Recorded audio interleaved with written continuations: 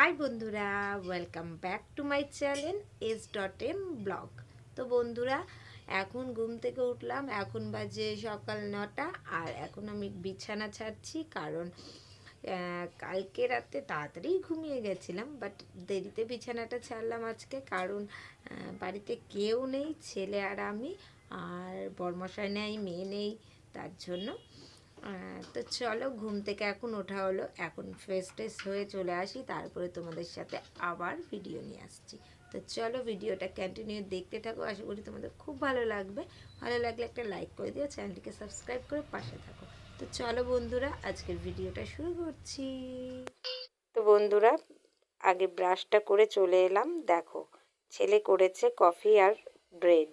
চলো খেয়ে নিই, কারণ কর্তামশাই নেই, মেয়েও নেই, তাই ছেলে আর আমি বসেই সকালের ব্রেকফাস্টটা সেরে ফেললাম। তো বন্ধুরা, ছানা দেখো ফ্রিজ থেকে বের করে রেখে দিলাম, পরে রান্না করব। আগে চলো সব কাজ কমপ্লিট করে নিই। তো এখন চলো ঘরটা ভালো মতন পুরো ঘরগুলো ঝাড় দিয়ে নিই, কারণ কোনো কাজ করা হয়নি এখনও, শুধু ব্রেকফাস্ট খাওয়া হলো। এবার চলো ঝাড়ঝাঁটা দিয়ে পরিষ্কার করে তারপরে আসছি। তো বন্ধুরা, বাসন টাসন মেজে গ্যাস পরিষ্কার করে এবার চলো তোমাদের একটা জিনিস দেখাই। দেখো, এখানে জুতো 2 জোড়া কিনেছি। কেন বলো তো? ঘরে পরার জুতোগুলো একদম নষ্ট হয়ে গেছে, তাই ভাবলাম রাস্তা দিয়ে জুতোওয়ালা যাচ্ছিল, ডেকে 2টো জুতো নিয়েছি, একটা ছেলে একটা আমার। তো কেমন হয়েছে অবশ্যই কিন্তু কমেন্ট করে বলবে। আর দাম মাত্র নিয়েছে 50 টাকা করে। তো বন্ধুরা, চলো উপরে যাওয়া যাক। নিচের সব কাজ সেরে চলে এলাম ছাদের উপরে।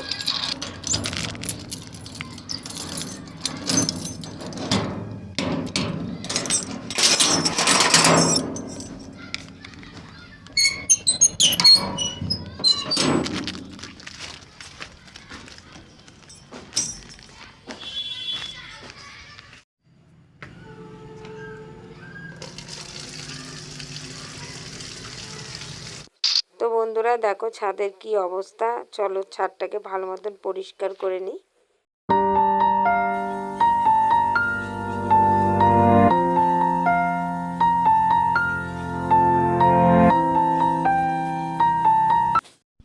তো দেখো বন্ধুরা, কতটা কাপড় জমে আছে, কারণ বাবার বাড়ি থেকে এসে কিন্তু কাপড় আর কাচা হয়নি। আর আজকে ধরবো কাপড় কাচতে। আর দেখো আকাশে প্রচণ্ড রোদ, আজকে রোদের খুব তেজ আছে। তো চলো তাড়াতাড়ি করে কাপড়গুলো কেচে নিই। কোথাও বাড়ি থেকে গেলে কিন্তু কাপড় কিন্তু অনেক জমা হয়ে যায়, বলো? বাইরে থেকে এলে মনে হয় যে সব কাপড়ই ধুয়ে দিই, তাই সমস্ত কাপড়টাই কিন্তু আমি বের করে নিয়েছি কাচার জন্য।